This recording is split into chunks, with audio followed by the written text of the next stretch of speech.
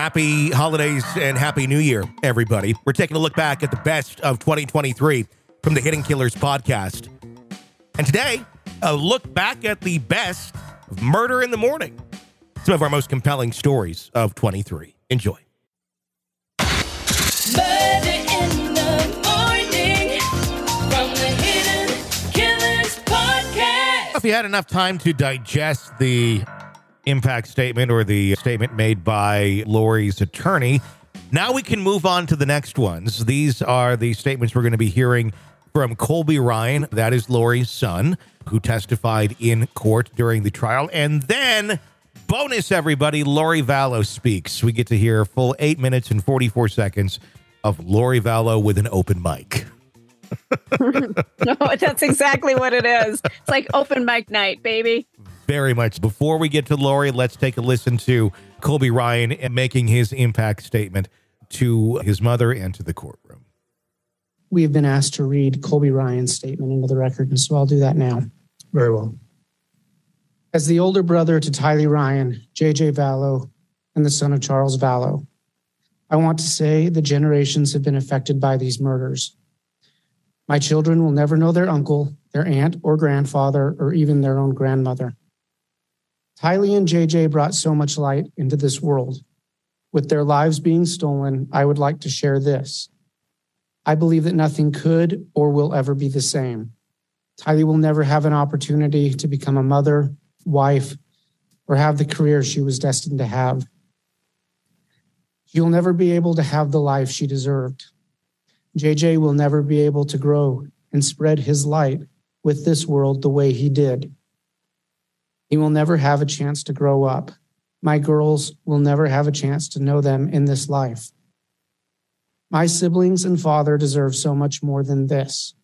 I want them to be remembered for who they were and not to be just a spectacle or a headline to the world. Tylee was sweet and kind, funny and bold, and she deserves to be seen as such. JJ was the most fun, sweet, and silly kid I'd ever known. Loving and so smart. He deserves to be seen as such. Charles was a loving, kind, and generous father, and he did everything he could to help and provide for everyone around him. He deserves to be seen as that. This has affected me personally more than I could ever possibly put into words. I've lost my entire family in life. I lost the opportunity to share life with the people I love the most. I've watched everything crumble and be shredded to pieces.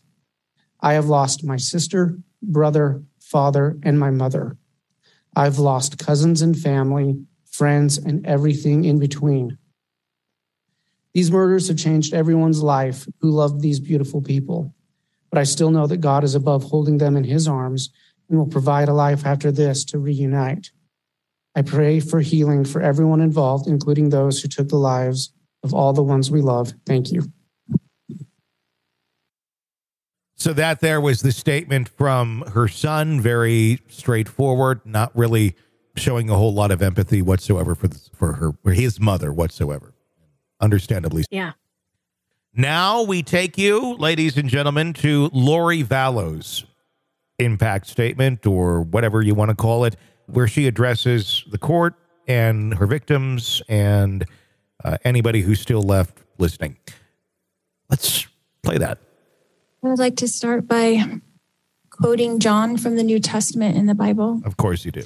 In John chapter 8, verse 7, Jesus says, "He that is without sin among you, let him first cast a stone at her." Then in verse 15, Jesus says, "Ye judge after the flesh. I judge no man. And yet if I judge, my judgment is true." Jesus knows me. And Jesus understands me. I mourn with all of you who mourn, my children and me. Jesus Christ knows the truth of what happened here. Jesus Christ knows that no one was murdered in this case. Accidental deaths happen. Suicides happen. What? Fatal side effects from medications happen. What? She's I have a basically, different perspective. she's flat out saying everything that everyone died from was an accident and suicides and all this shit that's not remotely real. But I have no words. Oh, I don't, keep going. In life, because in 2002, when I was pregnant with Tylee, I died in the hospital while in labor with her. They tried to stop my labor. They put me on the table and they put something in my IV, and I felt my spirit falling to the floor. I was standing near my pregnant body, watching the doctors try to revive me, which took them a few minutes. In that time, my sister Stacy was standing to my left. I turned to hug her and was surprised that her spirit was as tangible as a physical body, because I knew I was in spirit and she was in spirit. She said she needed to show me some things, and we went to heaven. I later returned to my body. Because of this experience, I have access to heaven and the spirit world. seems legit. Since then, I have had many communications from people now living in heaven, Of course. including my children, Oh, Tyler No. Ashland and Joshua Jackson, my sisters, Stacy and Lolly, my aunts and my uncles, and my grandparents. I have had many communications with Jesus Christ, the Savior of this world, and our heavenly parents. I have had many angelic visitors have come and communicated with me and even manifested themselves to me. Because of these communications, I know for a fact that my children are happy and busy in the spirit world. Because of my communications with my friend Tammy Daybell, I know that she is also very happy and extremely. so she's friends with Tammy Daybell. She claims that she is friends in the afterlife with the woman that was murdered, who is her husband's ex-wife. Unreal. This is how she gets by. This is how her mind works. This is how she's not showing any remorse. She thinks all this shit's real. She thinks that she launched these people into a better life, that she's somehow this martyr, that she did something great for people that they weren't able to do for themselves. I think, didn't the judge say that she was diagnosed with like hyper religiosity with narcissistic features or some shit like that? Yeah, which means that there's no getting better. Essentially, Correct. Yes, at the end of the day, it really just means that. It means that she's believing all of the shit that she's saying, and there's not a lot of coming back from it, is what it really comes down to. So let's continue. Busy. I have always mourned the loss of my loved ones, and I have lost many in this mortal world. However, I know them more than most people. I know where they are now and what they're doing. I know how wonderful heaven is, and I'm homesick for it every single day. I know we all lived in heaven before we were born on earth, and we were all adult spirits in the heavenly realm. We chose to come to earth as mortals. Heaven is more wonderful than you can possibly imagine. I do not fear death, but I look forward to it. Okay. I did not want to return to my body when I was out of it. No one else Even wanted though my you to son either. Colby, who I adored more than anything, was only 6 years old at the time, and I was about to give birth to this new baby girl that I wanted so badly. What?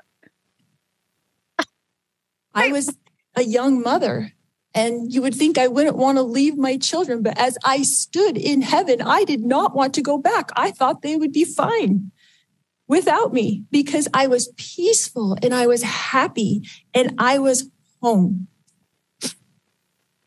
But then I was told by Jesus that I needed to go back and complete things that I had covenanted or promised to do before I was born. Kill your kids. This caused me a lot of distress because I knew heaven was my real home and I only wanted to be there. I was free from pain, emotional and physical. But then I was shown how I would help my children and others in the future. So ultimately, I did agree to go back to my body.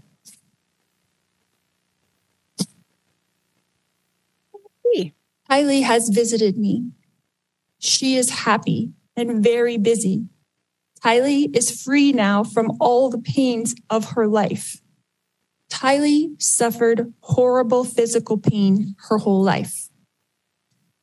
I sat with Kylie in the hospital year after year while she screamed in pain when the morphine wasn't even enough to take away the pain of her pancreatitis. I sat there while she cried and I held back her hair while she threw up. And I am the only person on this earth who knows how much Kylie suffered in her life. She had pain every single day. She never felt good. Her body did not work right. And I don't know if that was from complications from me dying while she was being born or something else, but she had a very difficult life. She was sexually abused by her own biological father since she was 3 years old, and she was forced by family court to go visit him for 10 years against her will. I fought for her in court. I protected her. I tried to protect her with my whole life. I tried to protect her. I worried about her every single day. And eventually Kylie killed had her. to get her GED because she couldn't go to school every day because she never felt good. She felt sick. Nobody knows this because Kylie, like myself, tries to put on a good front, tries to be a happy person, tries to have hope in life, tries to know that she's here for a purpose and that she has an eternal purpose to be on this earth. But I never stopped worrying about her. One of the times that Kylie came to me as a spirit after she died, she commanded me and she said to me, "Stop worrying, Mom. We are fine." She knows how I worry and how I miss her. The first time JJ visited me after he passed away, he put his arm around me and he said to me, "You didn't do anything wrong, Mom. I love you. And I know you loved me every minute of my life." JJ, Joshua Jackson, was an adult spirit, and he was very tall when he put his arm around me. He is busy. He is engaged. He has jobs that he does there, and he is happy where he is. His life was short, but JJ's life was meaningful. JJ was a wonderful person and touched the lives of everyone, and I adored him every minute of his life. My eternal friend, Tammy Daybell, has visited me on several occasions. She came to bring me peace and comfort, and I know that she is extremely busy helping her family, especially her children and grandchildren. And I have a great love for Tammy. She's dead. Help me, Tony. My beautiful children, Kylie Ashlyn and Joshua Jackson, rest safely this day in the arms of Jesus. My wonderful friend, Tammy Daybell, rests safely this day in the arms of Jesus. And I look forward to the day when we are all reunited and I too will rest with them in the arms of my Jesus. If it's the sad part here is you don't realize your Jesus has horns and a lot of fire and damnation. I don't think you're ending up back there by the kids. I don't think so either. I think she's down a different road and she missed the signs. She's just, I'm on the same road everybody else is. And it's not, you're heading somewhere else, honey. You just don't see it. This whole thing is just frightening and it terrifies me. I don't want her by any other inmates because she is not mentally sound. There's something so terribly wrong with how she thinks. She's not in reality. We've talked about this many times. I don't think people in prison should be subjected to her. It's my opinion. That's quite a thing. Even prisoners should not be subjected. Exactly. Just because somebody screwed up and did something and is in prison doesn't necessarily make them an evil person. This person is evil. So to subject other people to her, I think is cruel and unusual punishment. I 100% agree. You're locked into the Hidden Killers podcast. Want more? Start binging on all of our true crime podcasts right now through Apple Podcasts and get an ad-free experience when you sign up to be a True Crime Today Premium Plus member exclusively on Apple Podcasts. More of the Hidden Killers podcast dropping soon. Press subscribe now.